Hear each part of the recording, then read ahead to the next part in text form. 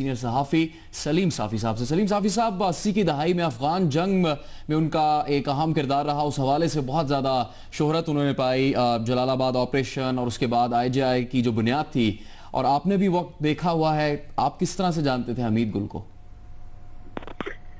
دیکھیں جنید،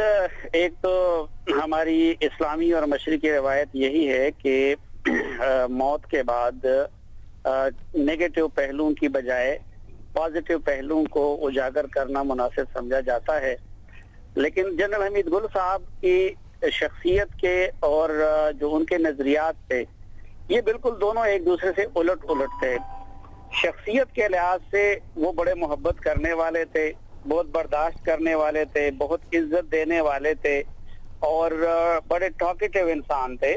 اور ان کا سٹیمنا بھی بہت زیادہ تھا۔ پڑھتے تھے، اپنی رائے کا اظہار کرتے تھے، ڈنکے کی چوٹ پہ کرتے تھے۔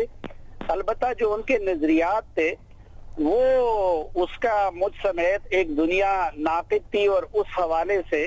ان پہ پہلے بھی شدید تنقید ہوتی رہی، اور ان کی موت کے بعد بھی ان کو اس لیے تنقید کا نشانہ بنایا جائے گا کہ وہ اس حوالے سے ماضی میں رہتے تھے اور ماضی سے نکلنے کے لیے تیار نہیں تھے۔ جہاں تک فوج میں ان کا کیریئر کا تعلق تھا، تو DGISI بننے سے پہلے تو انہوں نے کئی محاذوں پہ اچھا اور قابل رشک کردار ادا کیا تھا، لیکن DGISI کی حیثیت سے انہوں نے اپنا پروفائل تو بڑھا دیا، لیکن اگر آپ ان کی اسٹریٹجی دیکھیں، اب اگر آپ جلال آباد حملے کی دیکھیں تو وہ ایک انتہائی بونڈی قسم کی کارروائی تھی، اس پہ بہت زیادہ تنقید ہوتی رہی۔ ان کی وجہ سے ISI کو پبلک میں لایا گیا، اور پبلک میں ISI کے بارے میں ڈیبیٹ ہونے لگی۔ اسی طرح یہ کہ ان کے DGISI بننے کے بعد افغانستان میں اس سے پہلے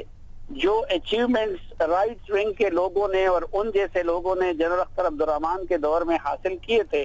بعد میں ہم نے دیکھا کہ وہ مسلسل ناکامیاں ہمیں دیکھنے کو ملی۔ تو ان کے اس کردار پہ تو تنقید بھی بہت ہوتی رہی، اور خصوصاً IJI کی تشکیل میں